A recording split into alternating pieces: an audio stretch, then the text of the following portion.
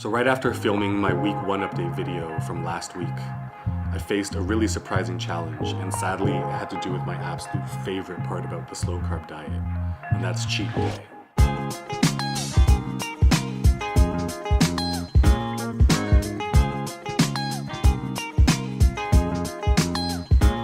Welcome to Get It Together, and if you're new here, this channel is just me trying to figure out how to get my life together and sharing the tips and lessons I learned along the way. And as you may have gathered from the intro, I was really surprised and a little bit disheartened to find out that one of the biggest challenges I faced this past week had to do with cheat day.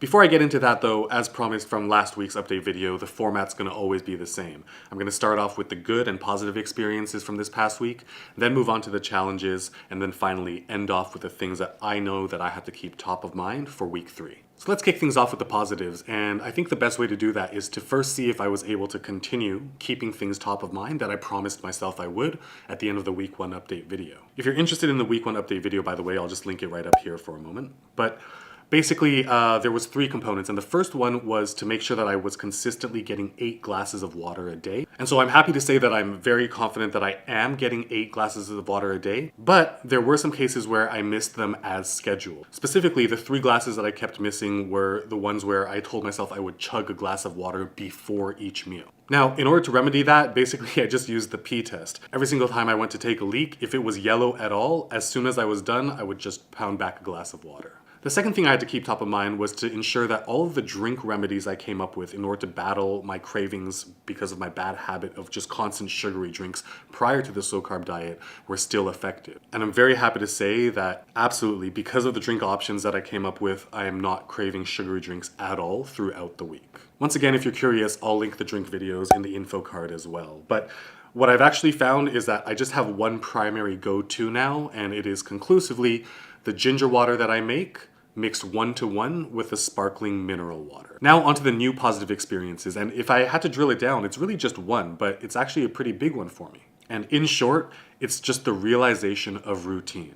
What do I mean by that? I guess the easiest way to explain it is the difference between remembering and thinking. To explain a little bit further, last week in week 1, not only did I have to remember to do everything, there was this constant thinking, and it was driven by almost like this minor type of anxiety, especially before every meal, where I was telling myself, okay, double check, everything's good, everything's compliant, all right, we sure? All right, let's go. But this week, the biggest change is that it's become a routine, meaning I still have to remember it, but I no longer really have to think about anything. I still have to remain conscious and keep my eye on the prize, but all of the things like making sure that I'm cooking everything properly, making sure that I'm actually eating 30 grams of protein within 30 minutes of waking up, making sure I'm drinking enough water, making sure I'm suppressing all of my cravings, all of those things are things that I'm just able to do now. Not necessarily tremendously easily, again, I'm still dreaming of pizza, but the actual action of it just flows so much better this past second week. So those are all the positive experiences, and I think it's time to move on to the challenges. And there were 2 challenges, and both of them had to do with either cheating or a cheat day. The first one wasn't actually a challenge, but it very well could have been. Let me explain. On day 10, which is the second day of week 2, I had the most insane, intense craving for peanut M&Ms, and I have no idea why.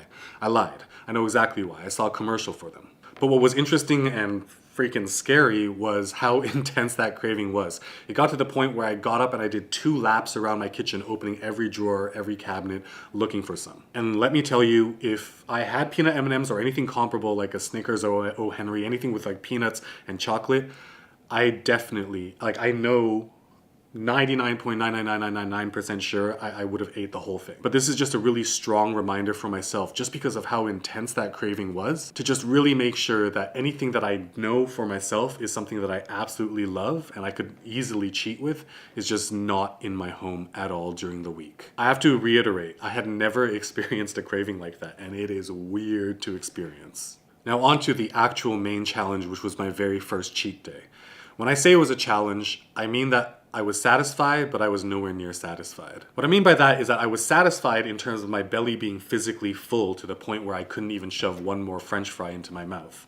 But I was unsatisfied because I didn't scratch all of my itches. There are 2 reasons why this happened. The first one is because I didn't have a plan. I didn't even have a list of what I wanted to eat. And the second reason is that everything I got on cheat day, I got the largest possible option. I got a large burrito. I got a big bag of chips. I got a McDonald's with an extra large fries. I got a large bubble tea. I didn't even remember my love for ice cream, and by the end of the day, as I was getting ready for bed, I couldn't fit another bite of anything into my face, and the next day, all I could think about was ice cream and all the other stuff that I didn't remember to eat.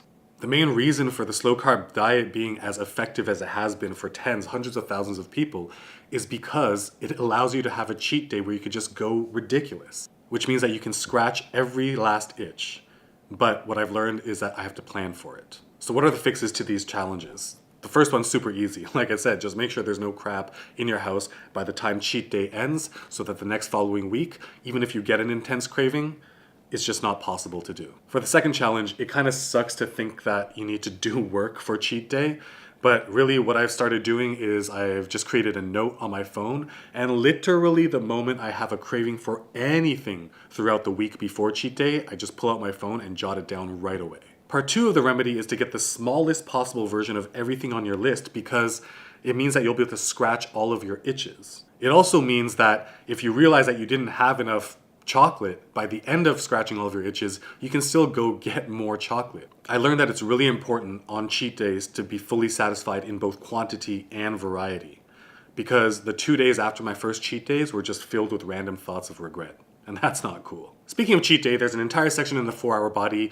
where Tim Ferriss writes about the rules and the best practices for cheat day. There are still very specific things to remember to do in order to minimize the damage and to make sure that once you continue on the following week, everything settles back down and your weight tapers back down and you continue to lose weight. Because of that, the next video I upload is going to be on compliant cheat day execution. The rules that absolutely need to be followed and everything else to consider to have a glorious cheat day. With all the challenges out of the way, the only thing that's left is for me to be very clear about the things I need to keep top of mind for week 3. The first one I'm going to repeat. I want to make sure that I am getting at least 8 glasses of water consistently every day and that truly becomes a habit. The second thing, which I really believe is going to be an ongoing thing, is to just always keep realism in mind.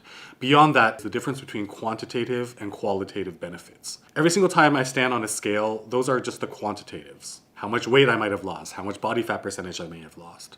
But the qualitative benefits, to me, are so much more important, meaning just recognizing the fact that I'm significantly making healthier eating choices is a huge win. I think reminding myself of that, the fact that qualitative benefits are equally, if not more important than quantitative benefits in real life, is important. The newest thing to keep top of mind, of course, is to not regret cheat day.